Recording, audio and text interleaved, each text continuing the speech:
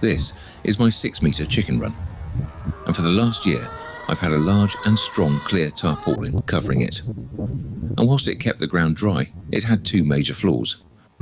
First, in the summer, this clear plastic turned the run into a giant greenhouse, and it just got far too hot for the chickens. Secondly, and with winter coming and these brambles threatening the border, that flimsy tarp was just going to get shredded by the yearly storms and gales that we get here. It ended up being a temporary fix for a permanent problem. So I decided to build this, a permanent, solid, weatherproof roof. I'm far from a professional builder, and I'm figuring this out as I go along, but my motto is simple. If it works, it works.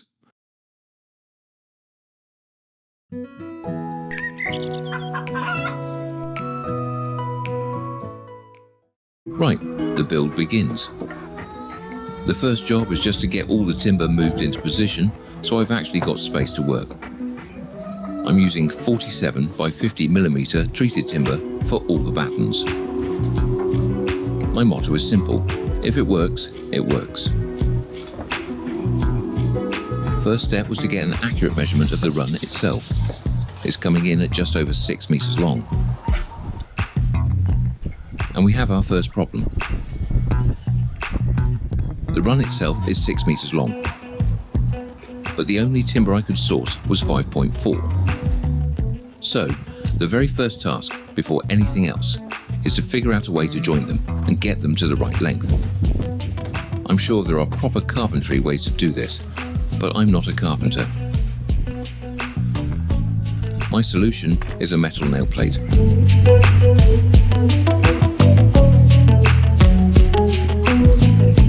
The plan is to just line them up on the ground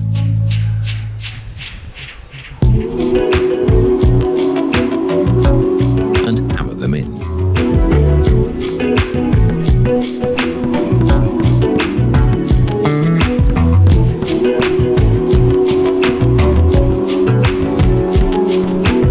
It's not elegant, and working on the uneven ground makes it a bit of a pain, but a few good whacks on each side, and it actually feels surprisingly solid.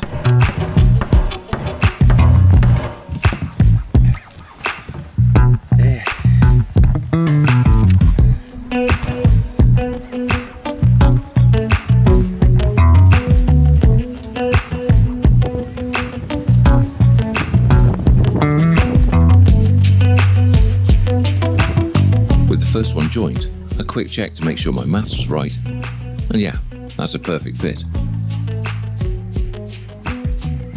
Okay, one down and 6 more to go. This part was pretty repetitive, but it was satisfying to get them all done and stacked up, ready for the next stage. What are they?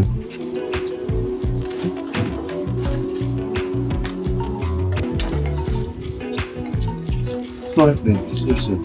Right. With all 7 battens finally joined, I hit the next snag. He's trying to get in at the top. A 6 metre length of timber is definitely not a one-man job.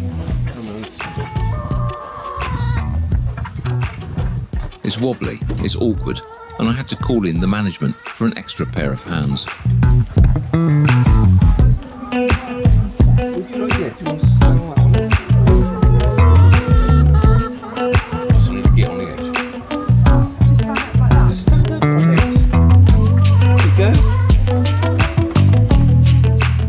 In place, the next challenge was how to attach it.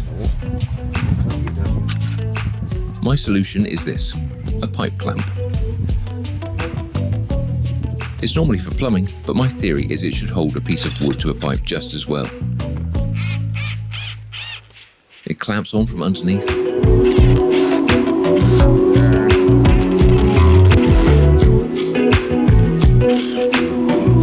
And keeps the top of the batten completely flat, which is essential for the roofing sheets. This part really needed 2 people. One to hold the batten steady on the hoop, and one to get underneath and drive the screws in.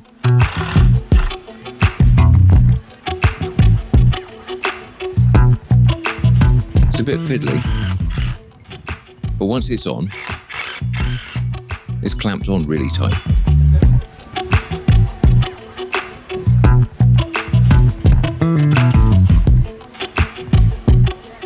With the ridge batten on and the management relegated to a support role, i.e. holding things steady, the lower battens were a bit easier, as I could rest one end on the run while I clamped the other.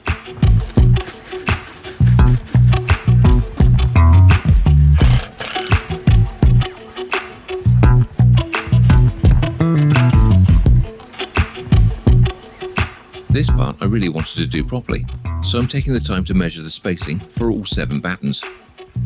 I'm putting one at the ridge, one at each eave, and then 2 evenly spaced in between on each slope. This part was just a case of repeating the process. Measure, lift, and clamp.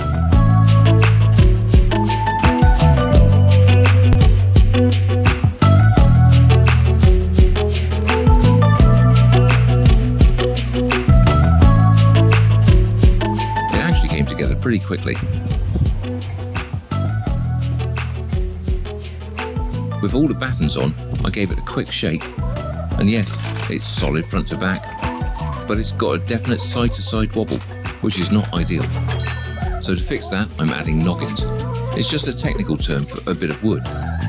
By fitting these between the battens, the whole thing should stiffen up and stop that side-to-side movement, and hopefully create one solid rigid grid.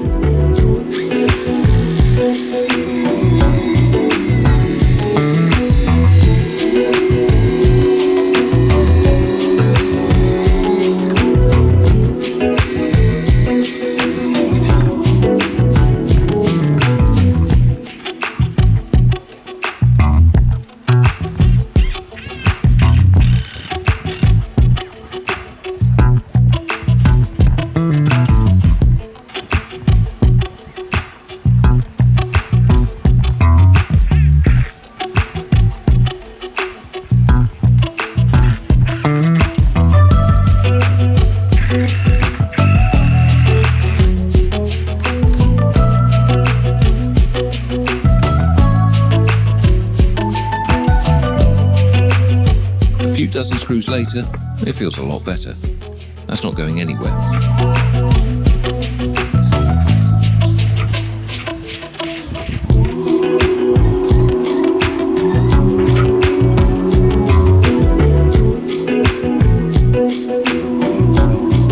Right, day 2.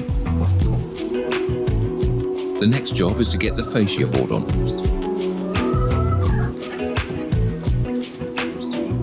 This is the solid beam that the gutter will eventually attach to. Now I'm sure there's a special wide decorative fascia board you're supposed to buy for this. But frankly, that seems unnecessarily complicated. I've decided to use this, a proper 4x2. It's strong, it's solid, and it's what I have.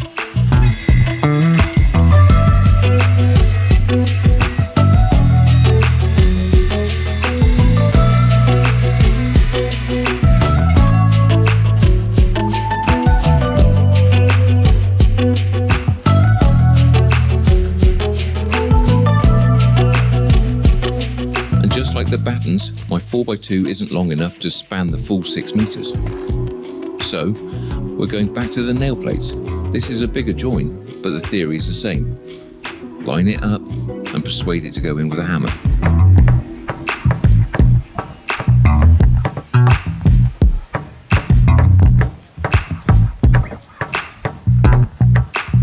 Quite simple.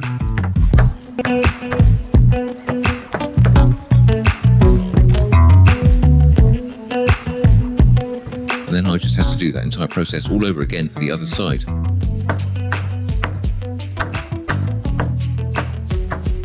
This really was a day of just wrestling with enormous heavy bits of wood. I'd managed to join it on the ground, but I'd really underestimated the challenge of moving it on my own. It's just too heavy and awkward.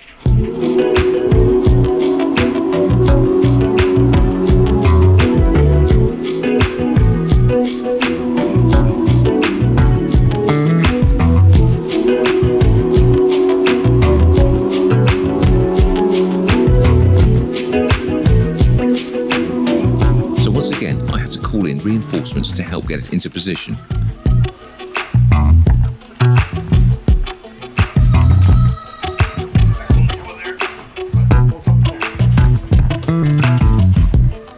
This is definitely a two-person lift.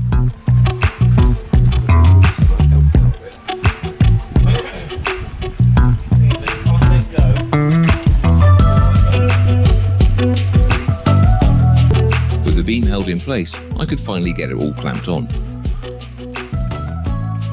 The plan is to attach this the same way I did the battens, using the pipe clamps, this time clamping it to the vertical poles of the run, just underneath the battens. Put your tits into it.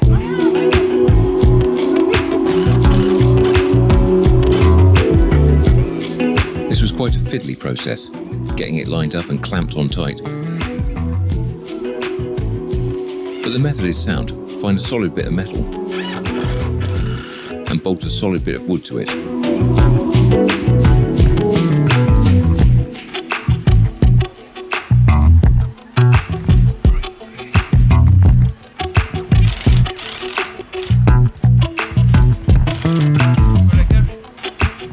And the fascia was finally done. Yay! And of course, right on cue, the rain started. But at least the fascia was on. A good solid end to day 2.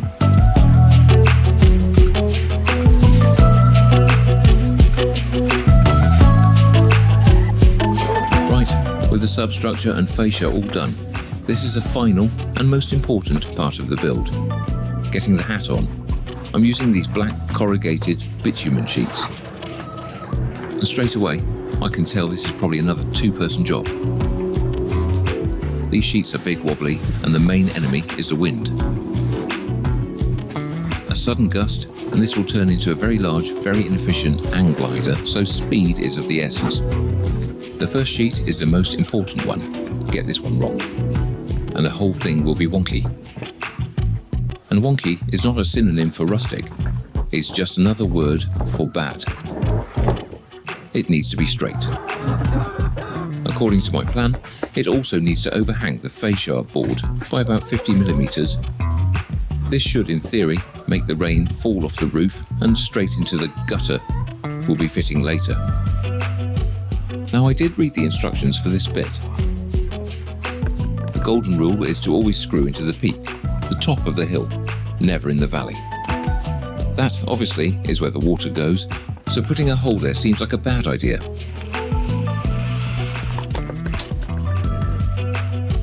These are special roofing screws with their own built-in cap and washer.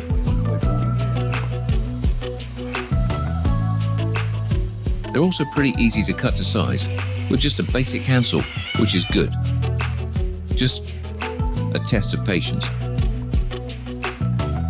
Right. To line up and ensure the screws actually went into the battens below, I used some chalk and an off-cut of batten to make a guide.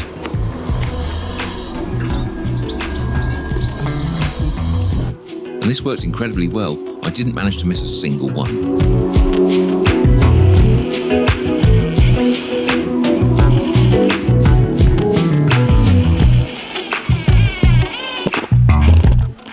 Also, notice how the cap of the screw forms a seal on top of the ridge when fully screwed down. I then carried on making my way up the first sheet, screwing in one screw every second ridge.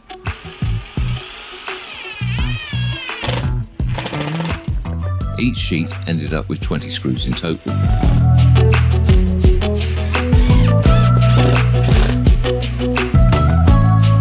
With the first sheet on one side, the next job was to fit its partner on the opposite slope, making sure the overlap was right and everything was aligned. Again, 20 screws used over every second ridge.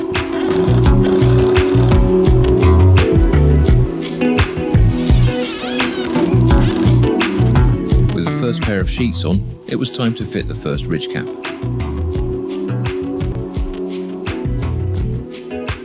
I got up the ladder, fitted the piece,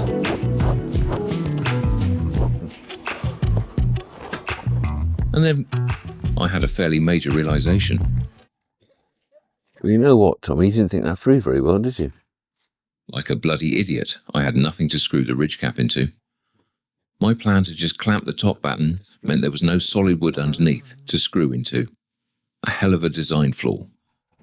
Right, so the problem with doing things on the fly is I've got some roof ridges and nothing to screw them into.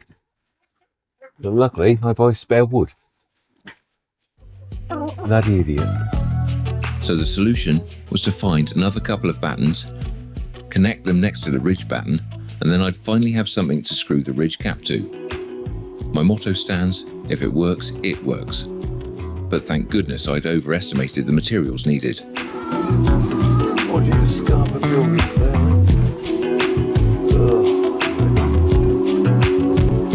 With that problem solved, I could finally get the first ridge cap on, and the rest of the build would continue to follow this pattern.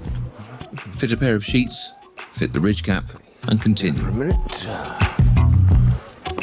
Don't look right. It don't look right, son. Don't look right, Tom. It would still be fiddly getting everything lined up, but it started coming together nicely. Get away with it. Another one there. Just to keep it in place.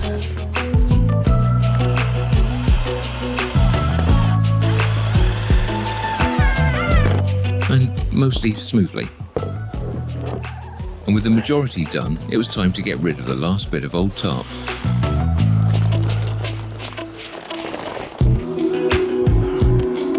Climb up once again and get the remaining few sheets on.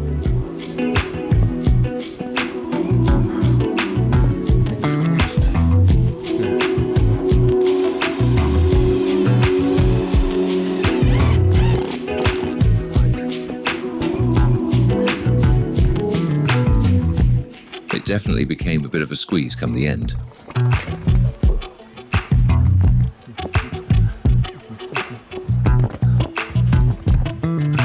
And after fitting the second to last ridge cap,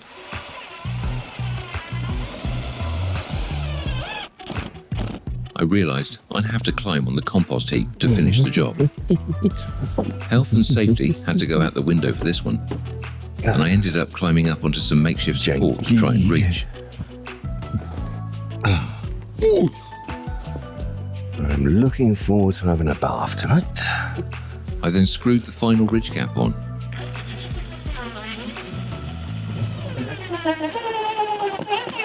And finished screwing in the remaining sheet.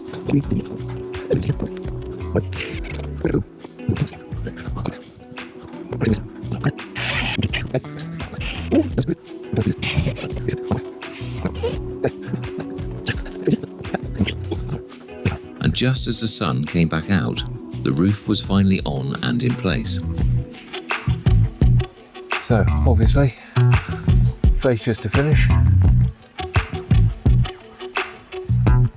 But the roof is on. Cool. Oh, right. Next. The final job for the build is to manage all that water. I'm installing a standard clip-together gutter system. But first I needed to check the old water butt, and as I needed to empty it before I could move it, that was a simple enough test. And then it was a simple task of moving the barrel to the desired spot, perfect for both chicken and garden use.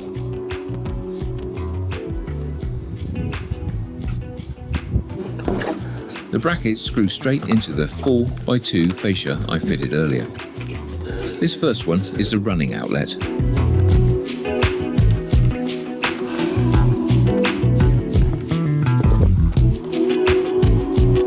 I'm attaching this right above the water butt.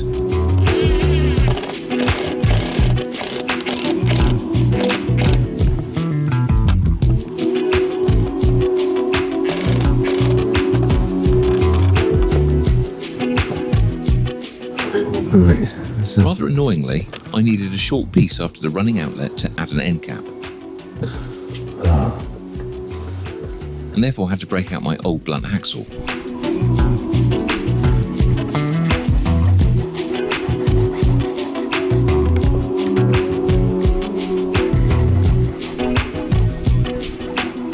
So, after endlessly rubbing the guttering with the completely blunt saw, I decided I needed something a little more powerful.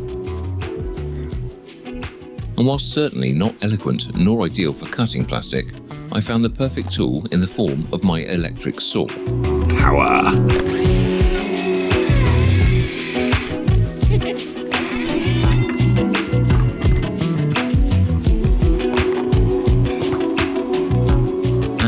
I then forgot to film attaching the end piece. So, onto fitting the brackets. Bang in the middle. I'm not really measuring the spacing for the bracket, just doing it by eye.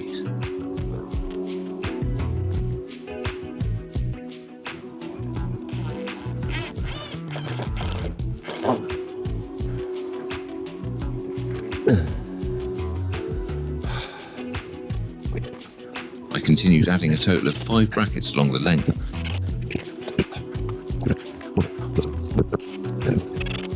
which was more than plenty enough for this short run. Right.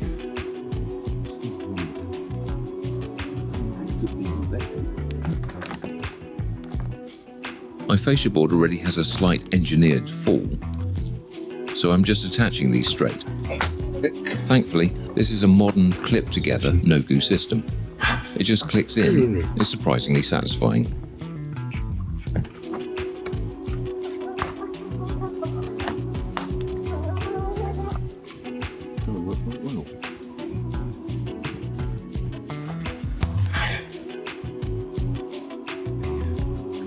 After snapping the first length of guttering in, I needed to add a connector, a union bracket, to continue the run along the length of the fascia.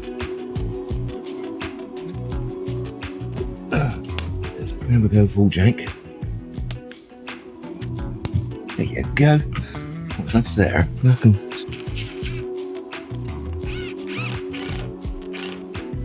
Yeah, there it is.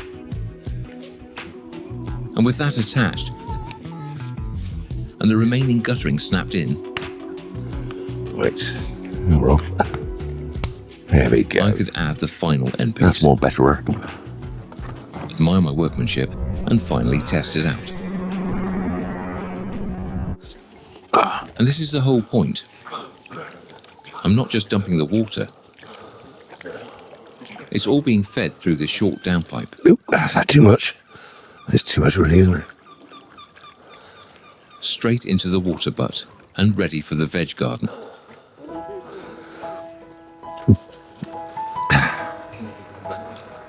That's not that bad. You know what? That's not bad at all. And with that, the build is done. So, there it is. The roof is on, and I'm really happy with how it's turned out. It just proves that you don't need a workshop full of tools or years of experience to build something half decent. The solar-powered greenhouse oven is gone, the flimsy tarp is gone, and with the new Miscanthus flooring in as well, the whole run is finally finished. And just in time for winter.